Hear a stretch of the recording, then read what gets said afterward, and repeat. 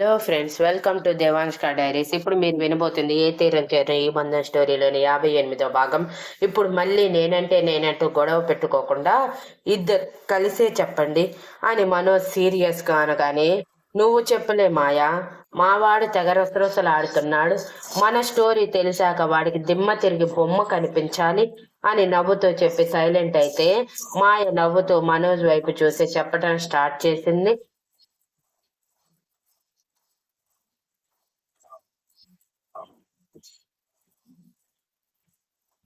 నేను మీకు చెప్తాను.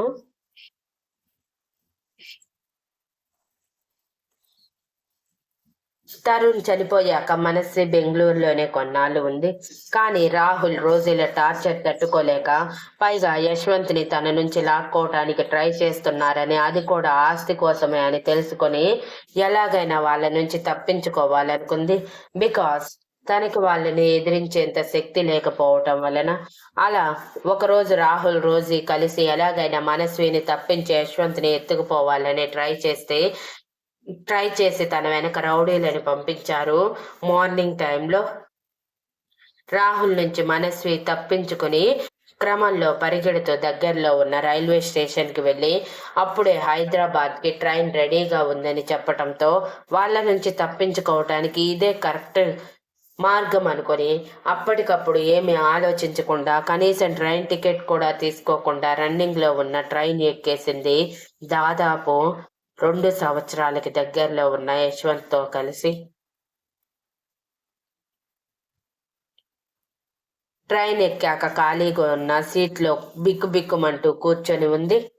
అప్పటికే టైం ఉదయం దాదాపు 11 గంటలు అయి ఉండటంతో ఉదయం నుంచి బాబుకి ఏమీ పెట్టకపోవటం వలన బాగా ఏడుస్తూ ఉంటే తన ఎదురుగా కూర్చొని ఉన్న ఒక ముసలావిడ మనస్వి ఒంటికి పట్టిన చెమటలు చూసి ఏమైందో అని, బాబు ఆకలికి ఏడుస్తున్నాడమ్మా, కొంచెం పాలు పట్టు అని అన్నారు.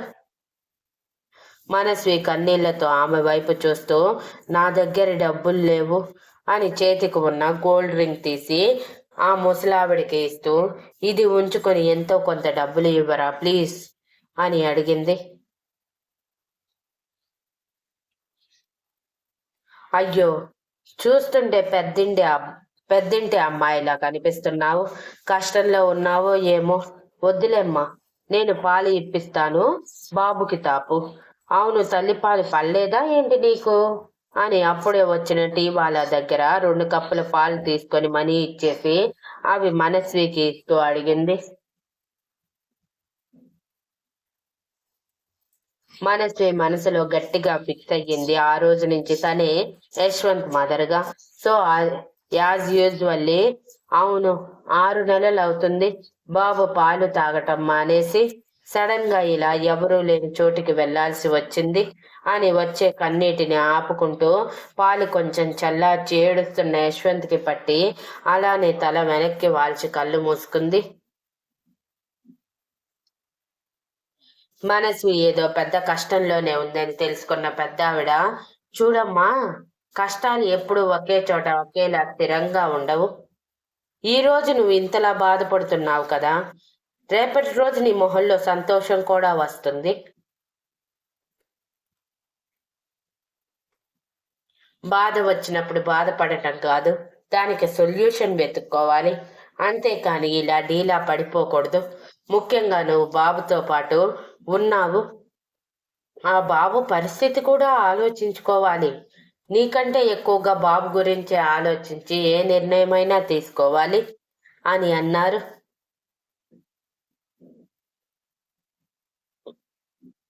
ఆవిడ మాటలకి అయోమయంగా కళ్ళు తెరిచిన మనస్వి ఆవిడ చిన్నగా నవ్వుతూ, పెళ్ళైన ఆడపిల్ల ఒంటరి బాబుతో ఈ సమాజంలో బ్రతకాలంటే చాలా కష్టం. ఆ కష్టాలు నీ కోసం ఎదురు చూస్తున్నాయి. వాటికి ఎదురెళ్ళి నువ్వు నిలబడగలగాలి, కానీ అవి మన దగ్గరికి వచ్చాయని ఎప్పుడు పారిపోకూడదు.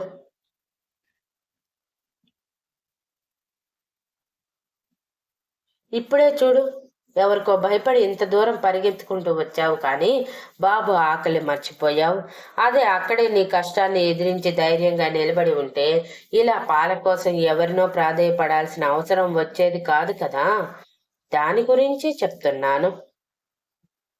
ఇప్పటికీ మించిపోయింది ఏమీ లేదు. నువ్వు వెళ్ళిన చోట ధైర్యంగా ఉండు. ఒకరి మీద ఆధారపడకు. అలా ఆధారపడితే అడ్వాంటేజ్ తీసుకోవటానికి ఎంతో మంది రెడీగా ఉంటారు. ఎందుకంటే నేను నీలాగే భర్తని కోల్పోయి ఒంటరి పాపతో ఇన్నాళ్ళు జీవితం గడిపి ఆ పాపకి పెళ్లి చేసి పురుడు పోసి నా మనవరాలి పెళ్లి కూడా చూశాక ఇప్పుడు తీర్థయాత్రలకి వెళ్తున్న దానిని అని మనస్వి తలనిమురుతూ అన్నారు. థ్యాంక్ యూ అండి, థ్యాంక్ యూ సో మచ్ అని చేతులు జోడించి చెప్పగానే అవసరం లేదు అని ఆవిడ దగ్గర ఉన్న మనీలో కొంత తీసి మనస్వి చేతుల్లో పెడుతూ నా దగ్గర ఈ కొంచెమే ఉన్నాయి, వీటితో సర్దుకో, నువ్వు వెళ్ళే చోట జాగ్రత్తగా ఉండు అని చెప్పారు. ఇంతలో ఆవిడ స్టేషన్ రావటంతో సరే అమ్మాయి జాగ్రత్త, బాబుకి అప్పుడప్పుడు పాలు పట్టిస్తూ ఉండు అని చెప్పి వెళ్ళిపోయారు. ఆవిడ మాటల్ని మననం చేసుకున్న మనస్వి అనవసరంగా రాహుల్ రోజుల్ వాళ్ళకి భయపడి వచ్చేసిందని కొంచెం బాధపడ్డా. కొన్ని రోజులైనా యశ్వంత్తో ప్రశాంతంగా ఉండొచ్చు, ఎటువంటి టెన్షన్స్ ఉండవు అని ఆలోచించి మాయ దగ్గరికి వెళ్ళాలని ఫిక్స్ అయ్యి పక్కనే ఉన్న వాళ్ళ మొబైల్ తీసుకొని మాయకి ఫోన్ చేసి జరిగింది చెప్పి నేను హైదరాబాద్ వస్తున్నాను, నన్ను రిసీవ్ చేసుకో, నేను వచ్చేసరికి అర్ధరాత్రి దాటచ్చు, అంకుల్తో రా, ఒంటరిగా రాకు అని చెప్పి కట్ చేసింది. ఇటువైపు మాయ జరిగిందంతా విని కోపంతో రగిలిపోతూ ఈడియట్, పురుగులు పడి చేస్తాడు వెధవ, ఛ, నా ఫ్రెండ్ని ప్రశాంతంగా బ్రతకనివ్వరు వెళ్ళు, ఇది ఇప్పుడైనా మంచి డెసిషన్ తీసుకుంది, ఇక్కడికి వస్తే కనీసం ఇక్కడైనా పీస్ఫుల్ గా ఉంటుందిలే అనుకుని మోన గారికి తేజస్ గారికి మనస్విని డైరెక్ట్ గా తీసుకువచ్చి సర్ప్రైజ్ ఇవ్వాలి అనుకుని తిక్క ఆలోచనలు చేసి నైట్ తను ఒక్కటే వెళ్ళాలని ఫిక్స్ అయ్యింది. అలా నైట్ 2 గంటలకి ట్రైన్ డిలే వలన చేరుకుంటుందని యాప్లో చూసి తెలుసుకుని 1 గంట అప్పుడు జీన్స్ షర్ట్, దాని మీద స్వెటర్ వేసుకొని మొహాన్ని పూర్తిగా కవర్ చేస్తూ స్కార్ఫ్ కట్టుకొని హ్యాండ్ బ్యాగ్లో 2 పెప్పర్ స్ప్రే బాటిల్స్ పెట్టుకొని ధైర్యంగా అర్ధరాత్రి పూట బయలుదేరింది వాళ్ళకి చాలా దూరంలో ఉన్న రైల్వే స్టేషన్కి. అలా మధ్యలోకి వచ్చేసరికి పెట్రోల్ అయిపోవటంతో మనస్సు వస్తుందన్న ఎగ్జైట్మెంట్ లో దీనిని చూసుకోవటం మర్చిపోయాను అనుకుని స్కూటీకి లాక్ వేసి ఎవరైనా వస్తే హెల్ప్ అడుగుదామని ఎదురు చూస్తూ ఉంది.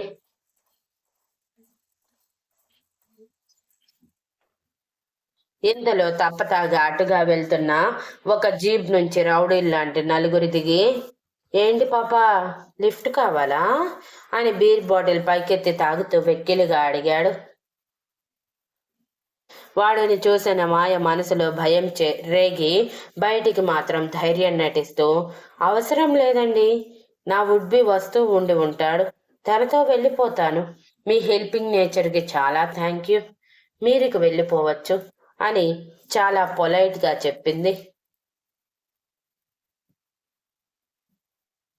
అయ్యో, మీ వుడ్బీ కోసం ఎదురు చూడడం కంటే మాతో వస్తే ఇంకా బాగుంటుంది కదా అని మాయ చేతులు పట్టుకుందామని ముందుకు వచ్చేలోపు మాయ బ్యాగ్లో నుంచి పెప్పర్ స్ప్రే బాటిల్ తీసి వాడి కళ్ళల్లో కొట్టేసింది.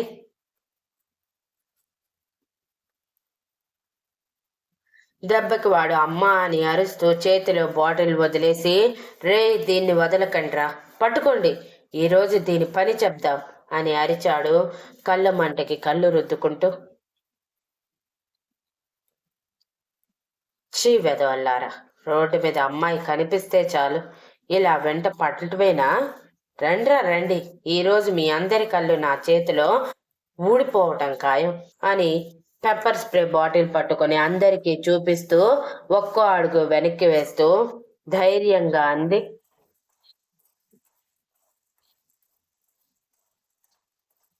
అంత ధైర్యం ఉన్నదానివే అయితే వెనక్కెందుకు వెళ్తున్నావే, రా ముందుకి అని వాళ్ళు మాయ వెనక పడ్డారు.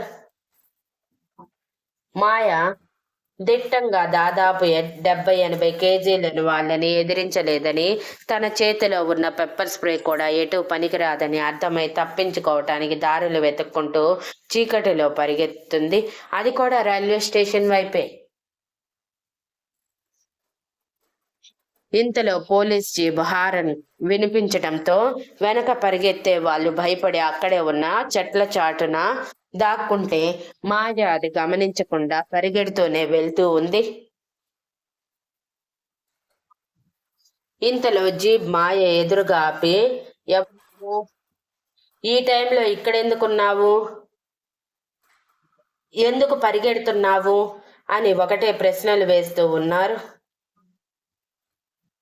మాయ ఆయాసంగా ఊపిరి పీల్చుకుంటూ మోకాళ్ళ మీద చేతులు పెట్టి వంగి వెనక్కి చూడగా వెనక ఎవరూ కనిపించకపోవటంతో అమ్మయ్య, బ్రతికిపోయాను. యాదవ సచ్చినోళ్ళు నాకే కనిపించాలా, నన్నే ఏడిపించాలా అనుకుని తలపైకెత్తేసరికి ఆ పోలీస్ అనుమానంగా మాయ వైపు చూస్తూ ఉంటే మాయ గుటకలు మింగుతూ, "అది సార్, నా ఫ్రెండ్ ని కలవటానికి వెళ్తున్నాను.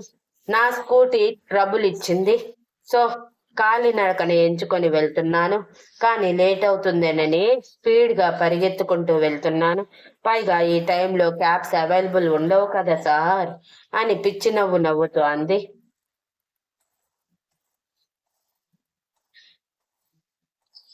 "కానీ నాకు నిన్ను చూస్తుంటే అలా అనిపించటం లేదే" అని చేతిలో లాఠీని అరచేతిలో కొట్టుకుంటూ మా ఆయన పైనుంచి కింద వరకు చూస్తూ అనుమానంగా అంటూ ఉండగానే అటువైపు నుంచి ఒక కారు వెళ్తూ ఉండటంతో లిఫ్ట్ అని చేయి పైకెత్తి అడిగింది. ఆ కారు మాయ దగ్గర ఆగగానే పోలీసుతో, "సార్, మా వాళ్ళు వచ్చేశారు. థ్యాంక్ యూ ఇంతవరకు నాతో మాట్లాడినందుకు" అని తిక్కగా మాట్లాడి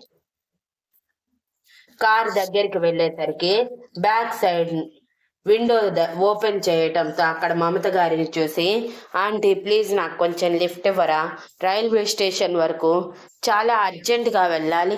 ప్లీజ్ ప్లీజ్" అని అడిగింది. మాయ కళ్ళు అబద్ధం చెప్పటం లేదని అనిపించిన మమత గారు, "రా" అని చెప్పి సైడ్కి జరిగి మాయకి ప్లేస్ ఇచ్చి మనోజ్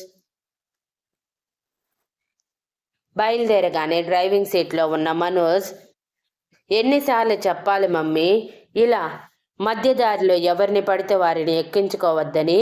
ఈ అమ్మాయి ఎలాంటిదో ఏమో తెలియదు.